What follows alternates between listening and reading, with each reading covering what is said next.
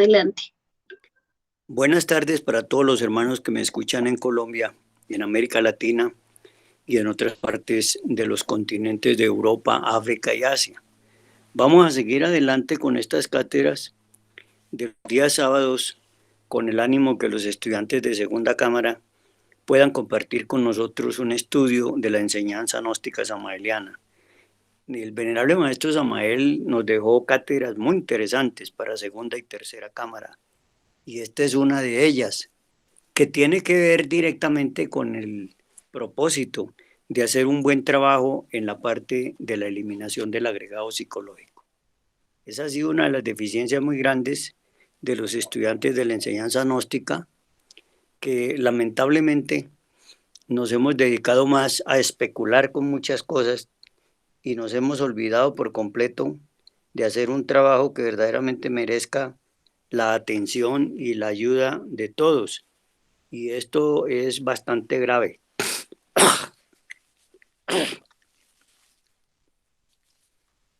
Por esa razón, nosotros que estamos dedicados a difundir y a defender la doctrina gnóstica samaeliana, nos hemos hecho el propósito de seguir al pie de la letra sus cátedras con el ánimo de que nadie nos pueda reprimir o nadie nos pueda corregir porque estamos en la enseñanza del maestro Samael Aún Weor, cátedras que fueron dictadas por él en el santuario de allá del Distrito Federal, obviamente todo,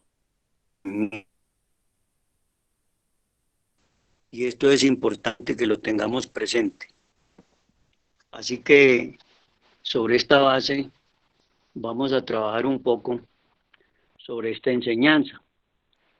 Dice lo siguiente el maestro en la cátedra titulada El mundo de la mente: con el propósito de comprender lo real, es por lo que ustedes están aquí presentes para escucharme y yo para hablarles. Pero es necesario que entre nosotros haya dice el maestro, que entre nosotros haya una verdadera comunión de almas, que nos propongamos inquirir a sí mismos, indagar, buscar, tratar de saber con el objetivo evidente de lograr una orientación en el camino de la autorrealización íntima del ser. Miren ustedes cómo el maestro hace una introducción a esta cátedra, dándonos a entender claramente que para poder lograr la integración con nuestro real ser, es fundamental, es necesario conocer todos los funcionalismos de la mente. Los funcionalismos de la mente se pueden diferir como el proceso del estudio de los 5 cilindros de la máquina humana o de su síntesis, que son los 3 cerebros: cerebro pensante, cerebro sintiente y cerebro actuante. El cerebro actuante es el mismo cerebro motor, que está conformado por 3 centros, que es el motor, el instintivo y el sexual. Explicamos todo esto para que los estudiantes podamos nosotros de esa manera salir adelante y sacar, como quien dice, la verdadera línea por la que debemos nosotros hacer este trabajo, fundamentalmente basados en esta enseñanza tan didáctica que nos dejara el maestro Samael Aún Weor.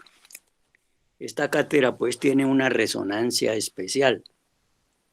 Nos indica el maestro lo siguiente: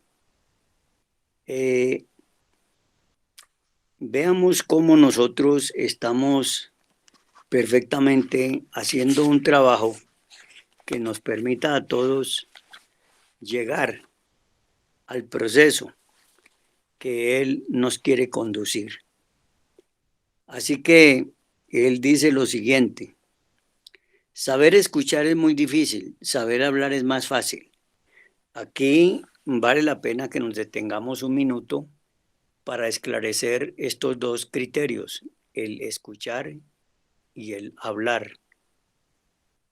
Y él hace énfasis de que escuchar es muy difícil. Y yo, en mi poca experiencia en este trabajo que he tenido, puedo decirles a ustedes que es verdad, saber escuchar es muy complicado.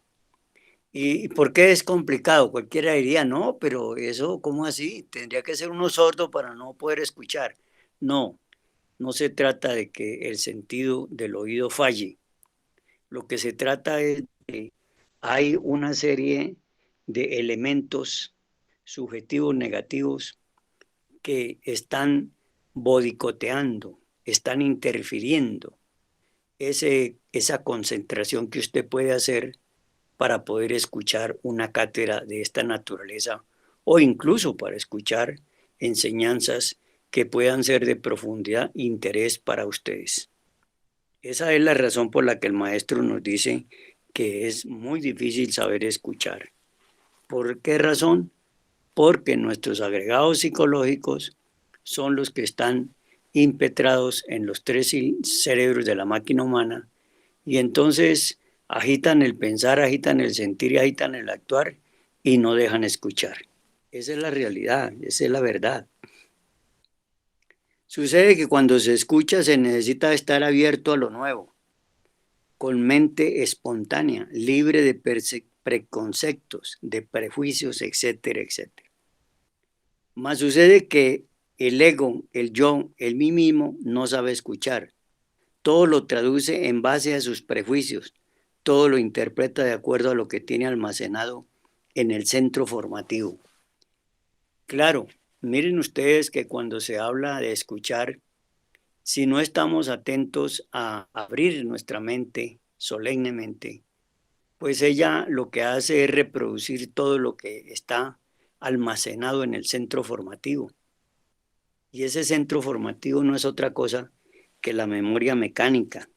Así lo explica el maestro aquí. Miren ustedes cuando nos dice él claramente lo siguiente. Dice el maestro, ¿cuál es el centro formativo? Y él responde, la memoria. ¿Por qué se llama centro formativo? Y dice, porque allí tiene lugar la formación intelectual de los conceptos. Vean ustedes, ¿entienden esto? Pregunta el maestro. O sea, en la memoria mecánica está todo el funcionalismo para elaborar esos conceptos de los cuales se encarga el cerebro. El cerebro elabora el pensamiento, pero con la acción de un centro que es la facultad intelectual donde está la memoria mecánica. Vean ustedes qué interesante. ¿Cuál es el centro formativo? Él responde, la memoria. ¿Por qué se le llama centro formativo? Porque allí tiene lugar la formación intelectual de los conceptos. ¿Entienden esto? Dice el maestro. Se hace urgente aprender a escuchar con mente nueva, no repitiendo lo que haya almacenado en la memoria. Muchas veces nosotros podemos asentir con la cabeza de que estamos escuchando, entendiendo, cuando realmente lo que está pasando es que estamos revisando conceptos viejos que están almacenados en la memoria y entonces el ego colabora astutamente haciéndonos creer que estamos entendiendo o comprendiendo la cátedra. Después de este preámbulo, dice el maestro, vamos a tratar de ponernos de acuerdo ustedes y yo sobre conceptos, ideas, etcétera, etcétera. Era pues el maestro Samael una persona muy amplia, muy humilde, yo diría que muy comprensiva, porque él hablaba de ponerse de acuerdo con nosotros los que estábamos en esas cátedras con él, que en mi caso yo tuve la oportunidad de estar en muchas cátedras con él allá en México. Y la verdad es que uno no alcanzaba a comprender todo lo que el maestro decía en ese entonces y que fácilmente podría conducirnos a situaciones mucho más elevadas. Dice, ante todo es imprescindible saber si el intelecto por sí mismo puede llevarlo alguna vez a uno a la experiencia de lo real. Aquí ya hace un planteamiento el maestro mucho más profundo y fuera del control de lo intelectual, porque nos está hablando de lo real, nos está hablando de la verdad. Y por eso dice que después de este preámbulo va a intercambiar y nos dice, ante todo, es imprescindible saber si el intelecto por sí mismo puede llevarlo alguna vez a uno a la experiencia de lo real.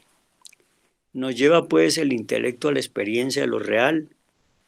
El común de las gentes y de los intelectuales en general es decir que sí lo lleva a uno a evidenciar lo real. Pero es que eso que el mundo intelectual llama real no es otra cosa que la emisión de conceptos del ego.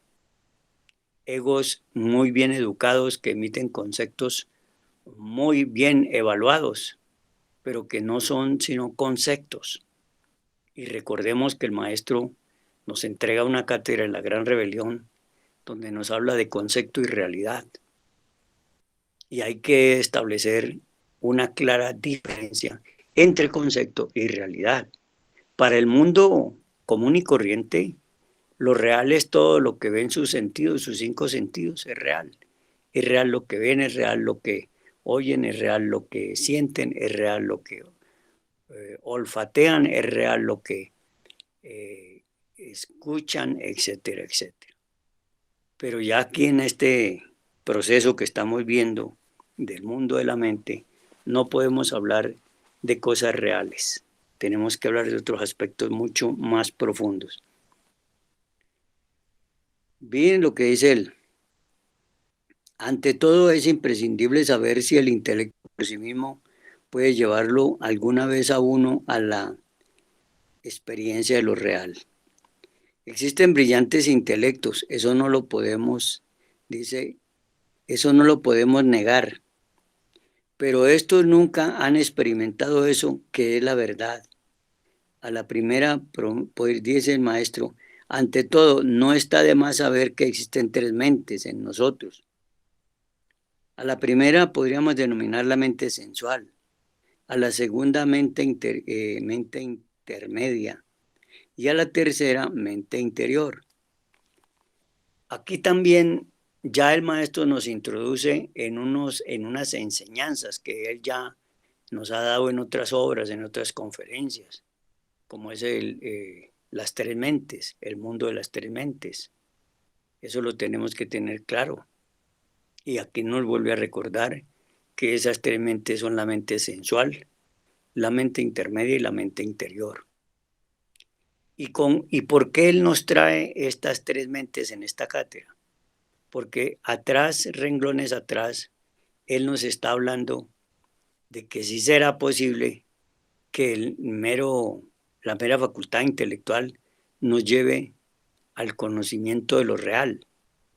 Y por eso quiere él empezar hablando de estas tres mentes para que los estudiantes que estamos interesados en avanzar en esta enseñanza tengamos mucha claridad de qué es lo real y qué es el concepto. Por eso él aquí hace énfasis en esta parte cuando dice, existen brillantes intelectos, eso no lo podemos negar, pero estos nunca han experimentado eso que es la verdad. Ante todo, no está de más saber que existen tres mentes en nosotros. A la primera podríamos dominar la mente sensual, a la segunda mente intermedia y a la tercera mente interior. O sea, pues aquí el maestro ya nos aclara perfectamente la gran diferencia que hay entre los que estudiamos esta enseñanza y aquellas personas que siguen la enseñanza del saber solamente, que experimentan la acumulación de conocimientos eminentemente sensuales o intermedios, es decir, de la mente sensual o de la mente intermedia, porque son dos mentes que están condicionadas por el agregado psicológico. Y al estar condicionadas por el agregado psicológico, entonces lo que esas mentes exponen ante el mundo actual no son más que conceptos. Y ya dijimos, y el maestro nos lo enseña claramente, que una cosa es el concepto y otra es la realidad. Y ya explicamos por qué el concepto no es la realidad. Claro, para el mundo académico, para el mundo del conocimiento, del saber, pues sí igualan el concepto con lo real. Pero nosotros como estudiantes de esta enseñanza sabemos que no se puede igualar el concepto con lo real. Dice, pero pensemos un poco en lo que es esta mente sensual que todos usamos diariamente. Yo diría que elabora sus conceptos de contenido con datos aportados por los cinco sentidos. Aquí ya pues nos aclara perfectamente el maestro que los conceptos elaborados por la mente sensual no son más que las emisiones de los pensamientos que nos envían, que llegan al cerebro para que allí sean elaborados como pensamientos, pero no son más que los mensajes que el agregado psicológico entrega. Y ahí se elabora esos pensamientos y entonces aparecen los conceptos de la mente sensual. ¿Por qué es sensual? Porque está condicionada y manejada por los cinco sentidos. Entonces dice el maestro lo siguiente, que esto es bueno que lo tengamos presente. Pero pensemos un poco en lo que es la mente sensual, que todos usamos diariamente. Yo diría que elabora sus conceptos de contenido con datos aportados por los cinco sentidos. Y con esos conceptos de contenido forma sus razonamientos. Miradas las cosas desde este ángulo, es obvio que la razón subjetiva o sensual tiene dos basamentos: las percepciones sensoriales exteriores. Óigase bien, aquí ya el maestro nos introduce en que esa mente tiene dos basamentos fundamentales. Me permito volver a dar lectura porque esta parte es bueno que a ustedes les quede clara y que la podamos entender por lo menos. Puede que no lleguemos a la comprensión, pero sí podemos empezar a entenderla para llegar a la comprensión. Porque el entendimiento es un funcionalismo de la mente sensual y es un funcionalismo en el que se expresa el saber, pero nosotros tenemos que ir para entrar en la comprensión a estar presente con la mente interior, que es muy distinta. Bien, miren ustedes lo que dice el maestro. Pero pensemos un poco en lo que es la mente sensual, que todos usamos diariamente. Yo diría que elabora sus conceptos de contenido con datos aportados por los cinco sentidos. Ya está claro, ¿no?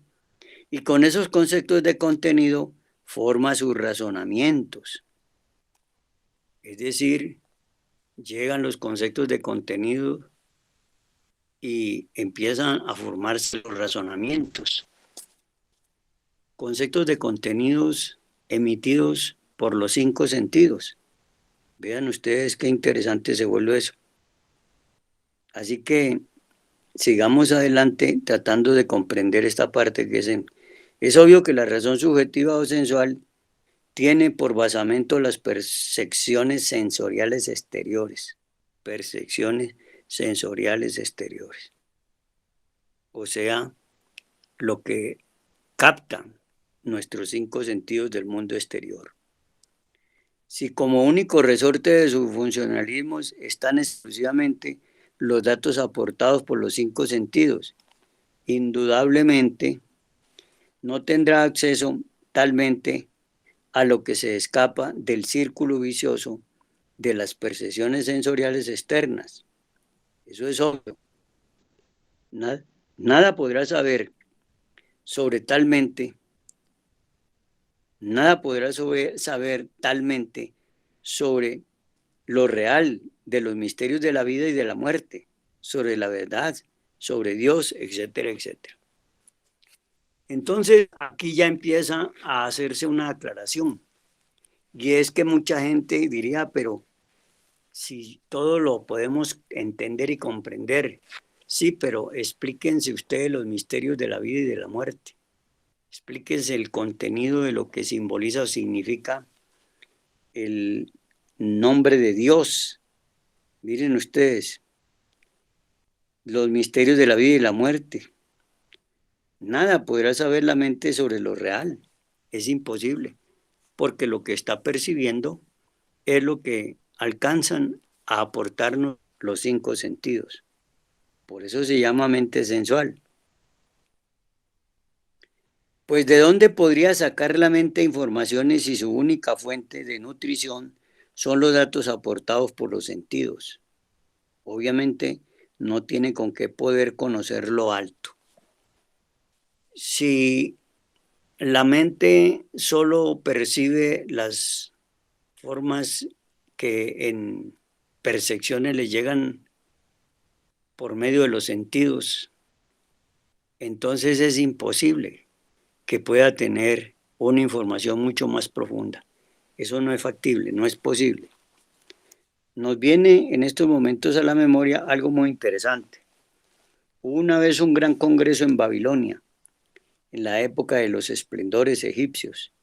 Vinieron gentes de Asiria, Egipto, Fenicia, etcétera, al citado congreso. Es claro que el tema resultará interesante. Se quería saber, a base de puras discusiones analíticas, si el ser humano tenía o no alma. Miren pues ustedes el ejemplo que el maestro nos da aquí para hacer resaltar precisamente lo que él anteriormente nos expone sobre por qué la mente sensual no puede darnos ningún dato que verdaderamente signifique algo teológico sustancial o algo del camino de la verdadera y realidad, verdad. Dice el maestro lo siguiente: es claro que el tema resultara interesante. Se quería saber a base de puras discusiones analíticas si el ser humano tenía o no alma. Entonces, obviamente, ya los cinco sentidos se habían degenerado demasiado. Solo así podemos explicarnos que las gentes escogieran ese tema como motivo de tal congreso. En otros tiempos un congreso así hubiera resultado ridículo. Vamos a ver por qué. Nunca se les hubiera ocurrido a los lemures celebrar un congreso de ese tipo, o a las gentes del continente Mu les bastaba salirse del cuerpo y saber si tenían o no alma, lo que hacían con una facilidad tremenda. No estaban propiamente atrasados en el mecanismo físico. O sea, que para estos seres ya muy conscientes de estas razas, como la raza hiperbórea, la raza atlante en sus primeras razas, la primera y la segunda raza, no necesitaban discutir nada para saber si tenían alma. Solamente se salían del cuerpo físico y así comprobaban que tenían o no tenían alma. Esa era la verdad. Bueno, vean ustedes. De manera que un tema de ese tipo solo podría ocurrírsele a una humanidad involucionante, degenerada. Resulta pues que tanto en favor o en contra hubo muchas discusiones. Al fin subió a la tribuna o al tribunal de la elocuencia un gran sabio asirio. Ese hombre se había cultivado en Egipto. Había estudiado pues en los misterios y habló con voz muy fuerte diciendo: la razón no puede saber sobre la verdad, sobre lo real, sobre el alma, sobre lo inmortal. La razón lo mismo que sirve para sostener una teoría espiritualista como una materialista. Podría elaborar una tesis espiritual con una lógica formidable. También podría estructurar por oposición una de tipo materialista, con una lógica de tipo similar. O sea, la razón puede refutar, puede inquirir, puede desafiar, puede hacer todos los malabarismos que quiera con la palabra emitida mediante conceptos recogidos por los cinco sentidos y aportados a la mente sensual. Pero esa no es la verdad, ni eso nos va a ayudar a descubrir los misterios de la vida y de la muerte, ni a saber realmente sobre Dios. Eso es lo que es importante dejar claro. Así que ese gran sabio que subió a la tribuna dijo lo siguiente: la razón no puede saber sobre la verdad, sobre lo real, sobre el alma, sobre lo inmortal. La razón lo mismo sirve para sostener una teoría espiritualista como una materialista. Podría elaborar una tesis espiritual con una lógica formidable. También podría estructurar por oposición una tesis de tipo materialista con una lógica de tipo similar. De manera pues que la razón subjetiva, sensualista, nutrida por los datos aportados por los cinco sentidos, da para todo. Oiga pues, puede fabricar tesis de tipo espiritualista o de tipo materialista. Entonces no es algo en que se pueda confiar. Vean ustedes pues cómo es el asunto. ¿Cómo va la causa por este lado? Existe un sentido diferente, es el sentido instintivo de la percepción de las verdades cósmicas.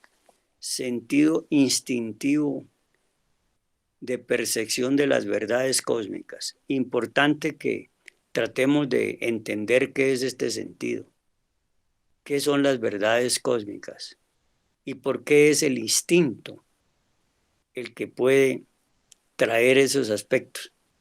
Porque fíjense ustedes que el instinto no razona, el instinto acciona en forma intuitiva, no razona. Por esa misma razón se le denomina la percepción instintiva de las verdades cósmicas. Qué interesante pues analizar esa parte, que es bueno que ustedes y yo lo tengamos bien presente, porque si no sabemos esta parte, pues quedamos en las mismas. Existe un sentido diferente, es el sentido instintivo de percepción de las verdades cósmicas. Es la facultad del ser, o sea, este sentido instintivo de la percepción de las verdades cósmicas no pertenece a la mente sensual ni a la mente intermedia. Este sentido pertenece al ser, y la única mente que tiene contacto con el ser es la mente interior. O sea que es imposible, hermanos, esa posibilidad. Es la facultad del ser, pero la razón subjetiva no puede por sí misma darnos verdaderamente ningún dato sobre la verdad de lo real. Nada puede saber la razón sensualista de los misterios de la vida y la muerte. Así habló aquel sabio y dijo aún más: ustedes me conocen, tengo prestigio ante ustedes, saben muy bien que vengo de Egipto. No hay duda de que no hay duda de que mi vida ha sido distinta y mi mente sensualista no podría aportar datos sobre lo real. Vean ustedes, pónganse atención. Así habló aquel hombre y les explicó a los orgullosos: ustedes no pueden saber en sus racionalismos nada sobre la verdad, sobre el alma o sobre el espíritu. La mente racionalista no puede saber nada de eso. Y nos agrega el maestro: bien habló aquel hombre con mucha elocuencia. Y luego se retiró, se apartó definitivamente de todo escolasticismo. Prefirió dejar a un lado el racionalismo subjetivo y desarrollar en sí mismo aquella facultad ya citada por él y que se conoce con el nombre de percepción instintiva de las verdades cósmicas. Facultad que otrora tuviera la humanidad en general, pero se atrofió conforme el yo psicológico, el mí mismo, el sí mismo, se fue desarrollando. Es increíble cómo nos ha hecho de daño estos elementos subjetivos denominados yoes, que han atrofiado sentidos tan importantes como por ejemplo el sentido de la autoobservación psicológica, que estaba atrofiado o está atrofiado en los que no lo usan. O este sentido de percepción de las verdades cósmicas, o el sentido espacial, o aquel sentido que perdimos que cuando éramos niños lo teníamos despierto, la capacidad de asombro. Entonces, fíjense ustedes cómo sentidos tan importantes se han ido perdiendo precisamente por la mala acción que el ego ejerce en esta mente sensual. Queda pues claro esta explicación que el maestro nos da. Aquel sabio asirio, regresado de Egipto, dicen que apartado de toda escuela se fue a cultivar la tierra y a confiar exclusivamente en la prodigiosa facultad del ser, conocida como la percepción instintiva de las verdades cósmicas. Este gran ser, pues, tenía activo ese sentido de percepción de las verdades cósmicas, percepción instintiva de las verdades cósmicas. Pero vamos un poco más lejos. Hay una mente diferente a la mente sensual. Quiero referirme en forma enfática a la mente intermedia. En esa mente intermedia encontramos las creencias religiosas de todo tipo. Óigase bien. O sea, cuando nos afiliamos a una congregación o a una iglesia o a alguna organización filosófico-religiosa, nosotros estamos precisamente desarrollándonos en la mente intermedia. Esa es la absoluta verdad. La mente intermedia es la que nos conduce a afiliarnos a X, Y, Z o Ñ religión. Y por último existe la mente interior. La mente interior en sí misma y por sí misma funciona exclusivamente con los datos aportados por la conciencia del ser. Toda esta enseñanza que el maestro Samael nos entregara no está escrito en ningún libro ni en ninguna otra cosa distinta que en la mente interior que recibió este gran maestro y que tuvo después que transferir al mundo del saber, al mundo tridimensional, al mundo de la mente sensual, incluso al mundo de la mente intermedia. Le tocó hacer todo ese proceso. Por eso en alguna ocasión le preguntaban al maestro que cuál había sido lo más difícil para él en manejar en la vida cuando daba o explicaba o traía la doctrina y escribía sus libros.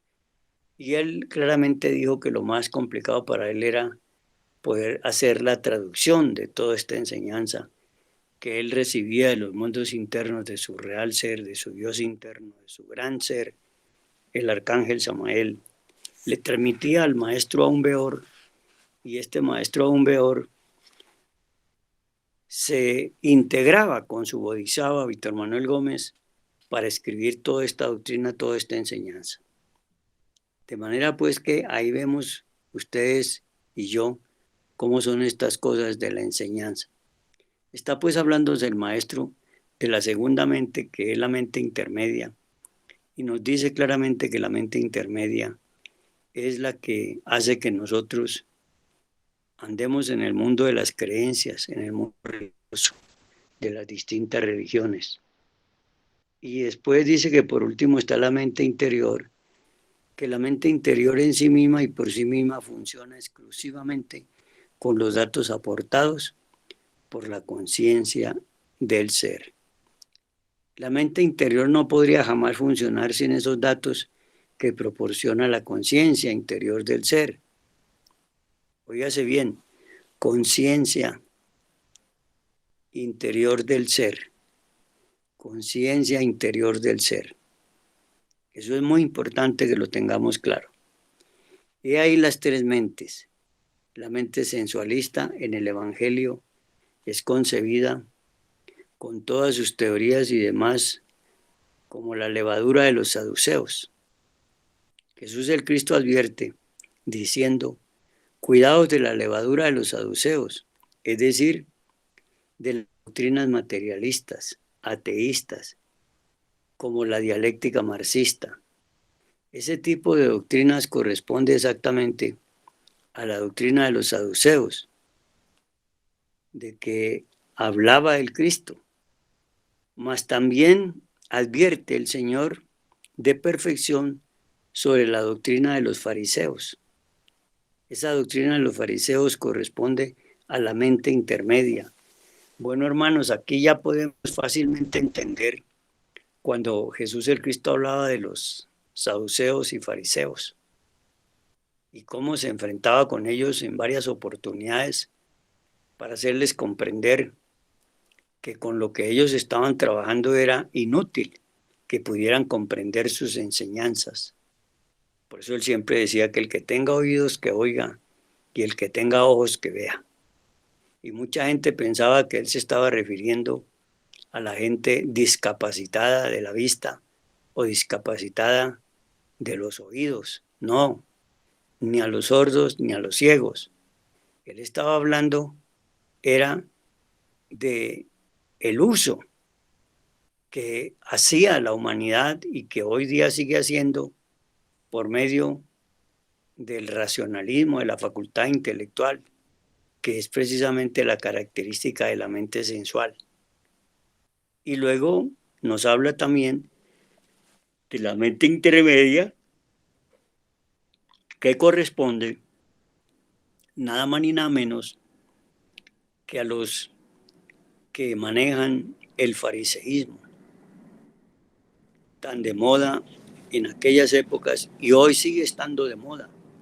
Los saduceos y los fariseos, muchas veces nosotros incurrimos en esas mentes, a pesar de que sabemos que no debemos tomarlas en cuenta para nada, nosotros también caemos en eso. Entonces fíjense lo que dice el maestro. Mas también advierte el Señor de perfección sobre la doctrina de los fariseos. Esa doctrina de los fariseos corresponde a la mente intermedia. ¿Y quiénes son los fariseos? Son aquellos que asisten a sus templos y a sus escuelas y religiones, sectas, etcétera, para que todos los vean. Escuchan la palabra, pero no la hacen en sí mismos. Son como el hombre que se mira en un espejo y se va. Únicamente asisten para que otros los vean, pero nunca trabajan sobre sí mismos. Y eso es gravísimo. Se contentan con las meras creencias. No les interesa la transformación íntima total. Pierden su tiempo miserablemente y fracasan. Aquí pues hay dos tipos de personas que están caracterizadas por la manera como se guían con sus mentes, pero que lamentablemente ni siquiera eso lo saben. Las personas pueden ser saduceístas, pero no lo saben, lo ignoran. O pueden ser fariseístas y también lo ignoran, no lo saben. ¿Y el mundo qué va a saber sobre tres mentes? Como que va a saber el mundo sobre tres cerebros, no le interesa. Y cuando hablamos de eso, la gente, como decía el maestro, se pueden reír de nosotros, burlarse de nosotros. Pero ahí sí, como dice el mismo maestro, ¿qué importa eso a la sociedad y a nosotros? En nada, no nos importa, allá cada cual que haga lo que su mente le diga que haga. Nos aclara el maestro lo siguiente: alejándonos de la levadura de los saduceos y de los fariseos,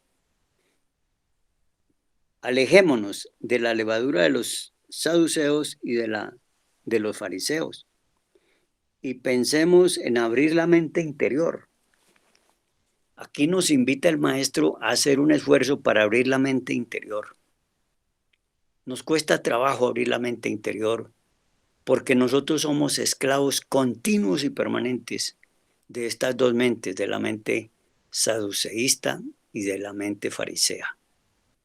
Dicho en otras palabras, somos esclavos de una mente sensual que recoge los datos por medio de los cinco sentidos para elaborar las percepciones externas y con eso fabricar o hacer los conceptos, determinar los conceptos. ¿Qué le puede pues aportar los 5 sentidos a una persona? Pues le aportará lo que corresponde al mundo tridimensional. Y podríamos decir que en el mundo tridimensional puede decir que es verdad lo que dice porque es lo que corresponde al mundo tridimensional.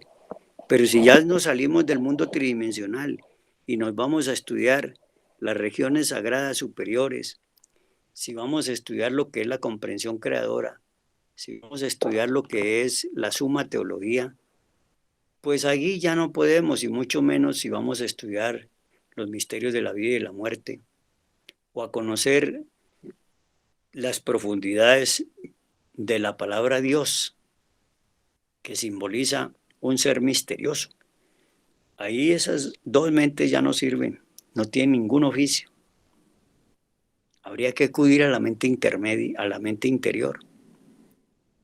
Y como bien sabemos, la mente interior solo elabora o emite sus enseñanzas basado nada más ni nada menos que en lo que corresponde a lo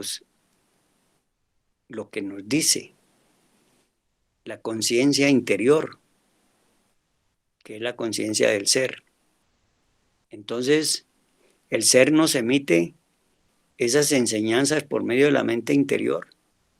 Y eso sí es la verdad, eso sí es lo real. Pero eso no es así que yo me concentro y que ya, así no es. Eso hay que trabajarlo para que se manifieste en nosotros esa conciencia interior que es la facultad del ser, para que se pueda tipificar la mente interior real y verdadera. Dice el maestro, alejándonos de la levadura de los saduceos y de los fariseos, y pensemos en abrir la mente interior. ¿Cómo la abriremos? Pues sabiendo pensar psicológicamente. Óigase, el concepto que aparece aquí, que nos emite el maestro. ¿Cómo abrimos la mente interior? Y él dice, sabiendo pensar psicológicamente.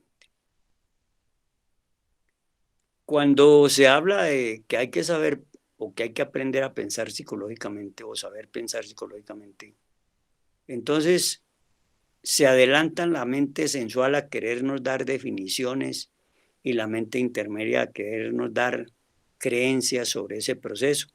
Pero resulta que tenemos que ir con cuidado porque no es así tan fácil. ¿Cómo abriremos la mente interior? Pues sabiendo pensar psicológicamente. Así se abre la mente interior. Y esta funciona con los datos de la conciencia superlativa del ser. Vean ustedes. Con los datos que aporta la conciencia superlativa del ser. Entonces se experimenta gracias a esto, a eso, la verdad de los diversos fenómenos de la naturaleza. Nosotros, a duras penas, podemos ver la parte exterior tridimensional de las cosas, pero no podemos ver la parte profunda de las cosas. La cosa en sí no la podemos ver. Es imposible, con una mente sensual y una mente intermedia no podemos. Solo si usáramos la mente interior por medio de la conciencia interior, que es la base fundamental o la facultad del ser, que es la parte de la facultad del ser. Y dice, ¿cómo abriremos esa mente interior? Pues sabiendo pensar psicológicamente. Así se abre la mente interior y esta funciona con los datos de la conciencia superlativa del ser. Entonces se experimenta gracias a eso la verdad de los diversos fenómenos de la naturaleza. La verdad de los diversos fenómenos de la naturaleza. Nosotros creemos que conocemos la naturaleza, pero eso es un engaño. Nosotros lo que percibimos es la parte exterior de la naturaleza, pero su profundidad absoluta no la conocemos. No sabemos, tendríamos que usar la mente interior para que ella nos lleve a la facultad superlativa del ser, que es la conciencia superlativa del ser. Con la mente interior abierta podemos nosotros hablar, por ejemplo, sobre la ley del karma, ya no por lo que se diga o se deje de decir, sino por la experiencia directa.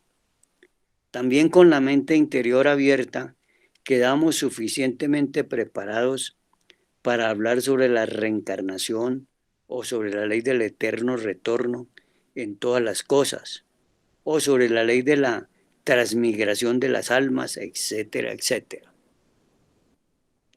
Pero de hecho, no basados en lo que leímos o lo que escuchamos de algunos autores, sino en lo que por sí mismos experimentamos en forma real y directa. Eso es obvio.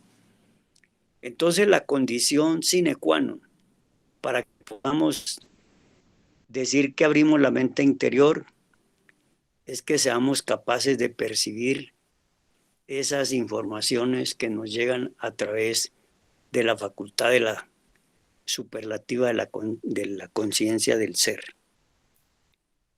Ahí estaríamos bien si pudiéramos hacer ese ejercicio para poder pues entender cómo es que se abre la mente interior y que eso se reduce a un pensar psicológico, pensar psicológicamente.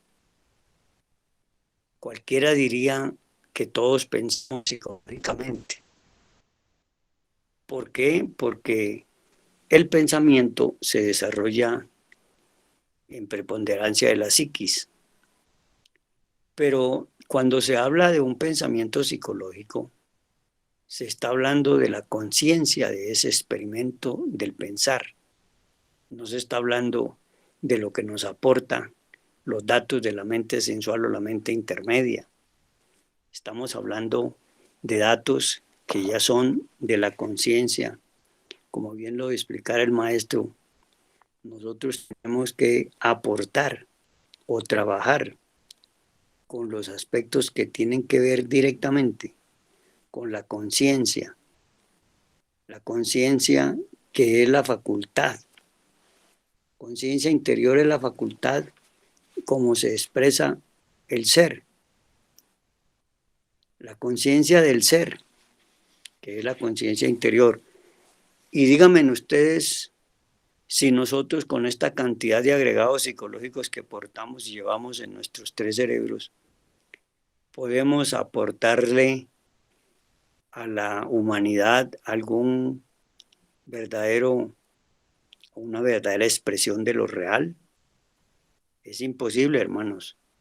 Nosotros no vamos a poder expresarle nada de lo real. Vuelvo a decir para cuando se nos pregunte, oiga, pero ¿y entonces qué es la verdad? Si aquí estamos, entonces lo que hacemos todo es mentira. No, estamos hablando de esa verdad relativa de las tres dimensiones, de lo que los cinco sentidos nos aportan. Pero la verdad objetiva, real y absoluta solo es posible mediante esa facultad conocida como la mente interior, y que hay que abrir esa mente interior, pero para abrirla, como bien dice el maestro, tenemos que funcionar sabiendo pensar psicológicamente. Si se abre la mente interior y esta funciona con los datos de la conciencia superlativa del ser, entonces se experimenta gracias a eso la verdad de los diversos fenómenos de la naturaleza. Por ahí podríamos empezar a decir entre nosotros si somos capaces o no de ir dándonos cuenta que hay fenómenos. Por ejemplo, una cosa que todo el mundo se ha tratado de explicar y que no es tan fácil. ¿Por qué en algunas ocasiones llueven peces del cielo? Cualquiera diría que eso es una cosa rara, pero cuando se hace una investigación profunda, se llega a la comprensión creadora y por ese medio podríamos decirlo, explicarlo fácilmente, sin ninguna pérdida de tiempo. Con la mente interior abierta podemos nosotros hablar, por ejemplo, sobre la ley del karma, ya no por lo que se diga o se deje de decirse, sino por la experiencia directa. También con la mente interior abierta, quedamos suficientemente preparados para hablar sobre la reencarnación o sobre la ley del eterno retorno, de todas las cosas, o sobre la ley de la transmigración de las almas. Esta ley de la transmigración de las almas ha sido muy discutida, pero fíjense que hay ya organizaciones filosóficas y religiosas que lo aceptan y es más, lo enseñan, lo difunden. Nosotros también, los estudiantes de esta enseñanza, también lo aceptamos, lo difundimos y lo propiciamos. Pero de hecho, no basados, para poder explicar esto, no nos basamos en lo que leímos o lo que escuchamos en algunos autores, sino en lo que por sí mismos experimentamos en forma real y directa. Eso es obvio. Eso es como el que dice que no existe el cuerpo astral. Pues para él no existe porque él apenas tiene informaciones de lo que el mundo exterior le da. ¿Y qué podemos hacer si tiene un entendimiento miope? No tiene una comprensión creadora, no puede haber experimentado eso y como nunca lo ha experimentado, pues jamás puede hablar sobre eso. Al contrario, lo que hace es negarlo, lo que hace es tildar de ignorantes a los que podemos hablar sobre esos cuerpos.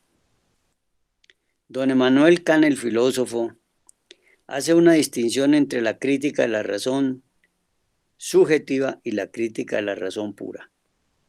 Aquí hay dos libros para entender o dos conferencias muy interesantes de don Emanuel Kant, que aquellos que les gusta tanto asegurarse y tener respaldo de otros autores, pues ahí tienen a don Emanuel Kant para que lo estudien y analicen eso de la crítica de la razón pura y la crítica de la razón subjetiva.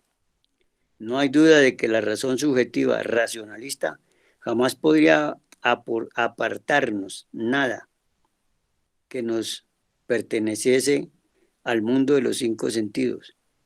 Óigase bien, el filósofo, don Emanuel Kant, el filósofo, hace una distinción entre la crítica de la razón subjetiva y la crítica de la razón pura. No hay duda de que la razón subjetiva, racionalista, jamás podría aportarnos nada que no perteneciese al mundo de los cinco sentidos. O sea, cuando se usa la razón subjetiva, pues lo que se conoce es lo que aportan los cinco sentidos, lo que ya hemos dicho, lo que es una verdad relativa, porque es una verdad de la tercera dimensión. Y la tercera dimensión, las verdades son aportadas por los conceptos que nos lleva la mente sensual a través de los sentidos y la mente intermedia a través también de sus percepciones.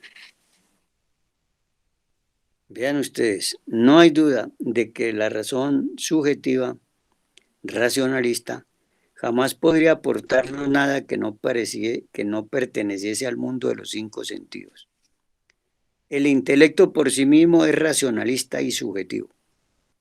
Aquí está bien claro, esta facultad intelectual solo usa la razón y la lógica.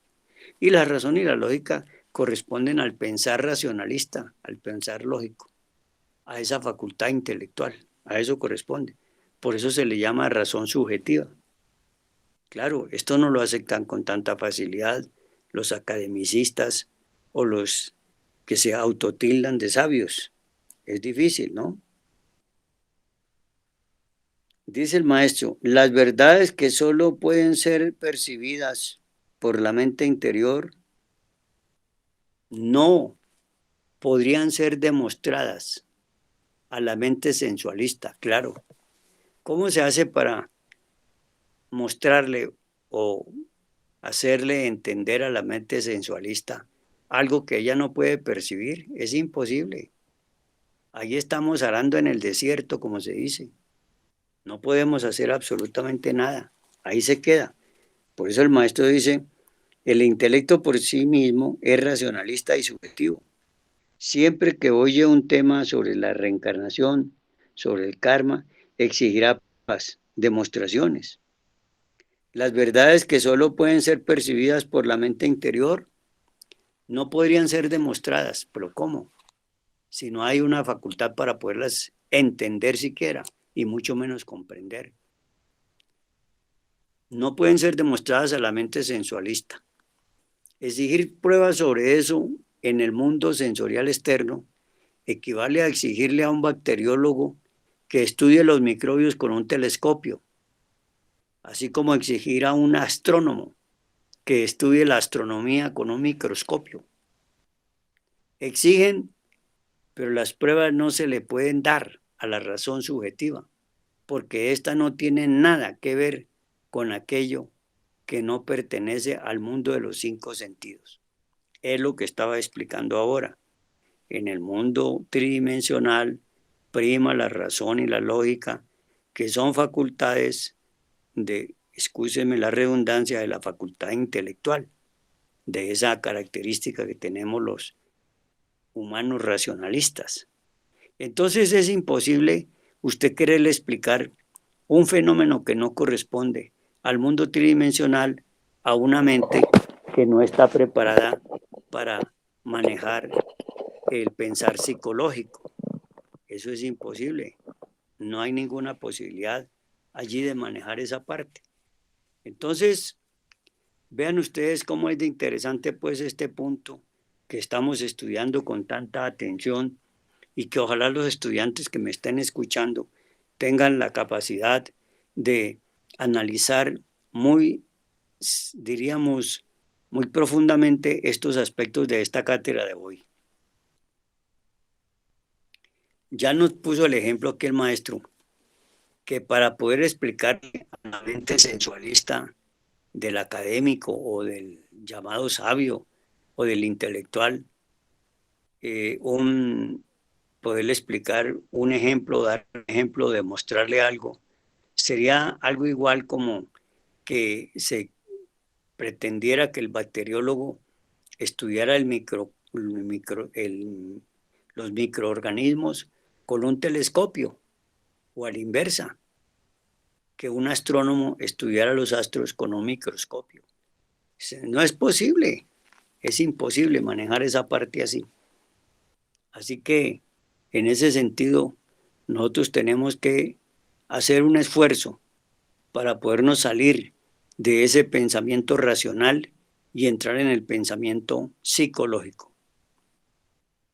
Exigen, pero las pruebas no se les pueden dar a la razón subjetiva porque esta no tiene nada que ver con aquello que no pertenece al mundo de los cinco sentidos, ya lo sabemos.